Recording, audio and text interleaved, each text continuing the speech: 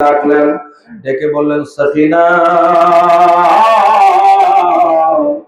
বাবার চেহারাটা শেষবারের মতো দেখে নাও।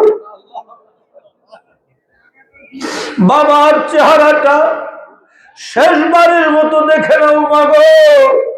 যেই বাবাকে বুকে জড়াইয়া ধরে তুমি ঘুমাইতা,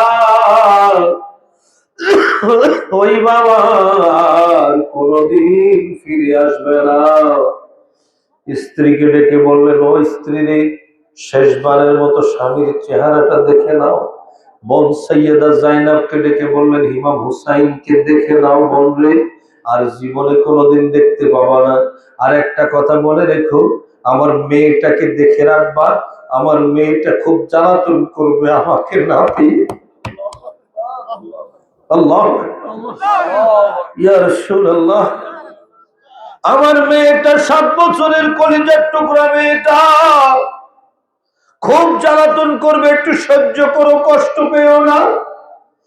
কে ঘোড়ার পিঠে উঠাইয়া দিবে? আর কোন যুবক পুরুষ কেউ নাই। বোন এসে ঘোড়ার পিঠে উঠিয়ে দিলেন, তিনি খুতবা দিয়ে যুদ্ধের ময়দানে নামলেন।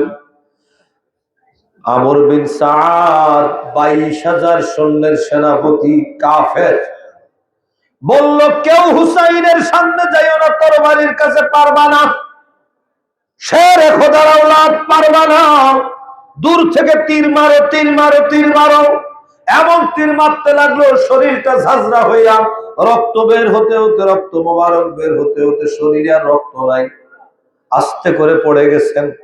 সে মারছেন, আম দৌড়ে আসছে, বুকে চড়ে বসলে উনি বলেন, আমার নানা জান যা বলেছিল তাই শুরু হয়েছে। তাই তোরা সেই জাহান্নামের কুকুর, তোরা আজকে আমাকে দুনিয়া থেকে বিদায় করবি। তারপরে বললেন, আমাকে অন্তত আজকে জুমার দিন আমাকে একটু মালিককে ডাকার সুযোগ দে। তিনি সিজদায় পড়ে গেলেন, সিজদায় পড়ে কাঁদলেন আর বললেন, আল্লাহ, আমার এই আখিরি ফরিয়াদ আমার সন্তানদের জন্য করি না, পরিবারের জন্য করি না, আমি আমার আপনজনদের জন্য করি না, কারো জন্য কিছু চাই না। আল্লাহ গো, যদি তুমি আমার শাহাদাত কবুল করে থাকো, এই শাহাদাতের বিনিময়ে আমার নানার উম্মত গুলো তুমি জান্নাতি করে দিও। ইমাম হুসাইন আলী মাকাম হাসরের ময়দানে দাঁড়িয়ে যাবেন জান্নাতি করার জন্য, উম্মতদেরকে ডেকে ডেকে আল্লাহর জান্নাতে পৌঁছে দেওয়ার জন্য। সেই হুসাইনি কাফেলার মাহফিল আজকে, এবং ইমাম হুসাইনের জন্মদিন আজকে। একটুখানি ইমাম হুসাইনকে স্মরণ করে ভালো লাগলো না খারাপ লাগলো? আমরা হুসাইনি মুসলমান, ঠিক কিনা বলো? ইয়াজিদের সাথে আমাদের কোনো সম্পর্ক? এই যে বাংলাদেশে এক পীর আছে, পীরের ভাই, নাম বলবো না, সে বলে ইয়াজিদ নাকি আমিরুল মুমিনিন ছিল।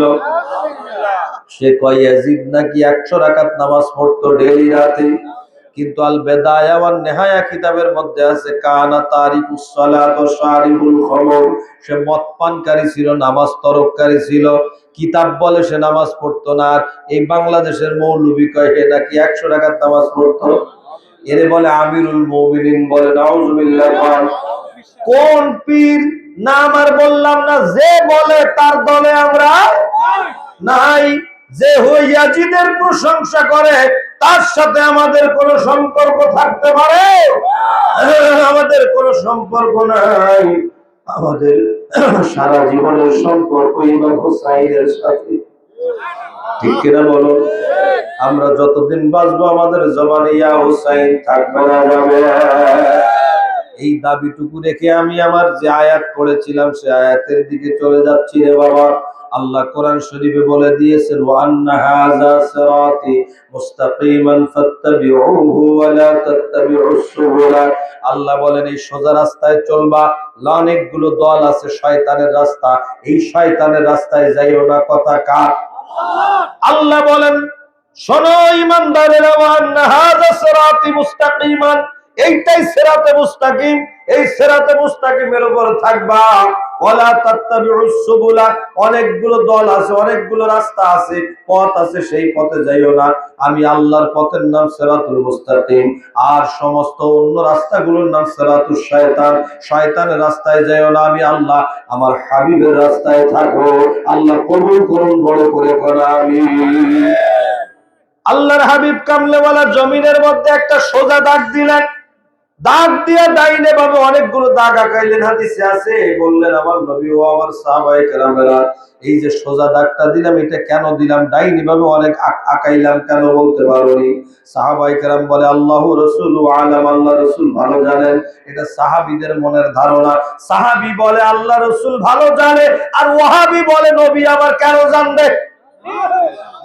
সাহাবী আর ওয়াহাবী, সাহাবিয়ার বলেন না, সাহাবিয়ার ওয়াহাবি আর সাহাবীর সাথে কোনো মিল? আমরা সাহাবীর দলে ওয়াহাবির দলে যাব না, ঠিক কিনা বলেন? সাহাবী বলে আল্লাহর রাসূল জানে, আল্লাহর রাসূল পারে, আল্লাহর রাসূলকে আমার আল্লাহ জ্ঞান দিয়েছেন, ঠিক কিনা? আল্লাহ জ্ঞান দিয়েছেন আমার নবীকে। আর বাংলাদেশের ডক্টরেট মৌলবী কয় আমার নবী নাকি আক্ষরিক জ্ঞান ও আমার নবীর নাই। আমার নবী অক্ষরও চিনতেন না, নাউজুবিল্লাহ। কি দিয়ে বুঝাবো রে বন্ধু? আমার নূরের নবী কামলেওয়ালা দুনিয়াতে আমার মায়ের নবীর সমস্ত উম্মতদেরকে জানিয়ে দিয়েছেন, বুইস্তু মুআল্লিমান, আমি নবী শিক্ষক হয়ে দুনিয়াতে আসছি, কারোর কাছে শিখতে আসি নাই, ঠিক কিনা বলো?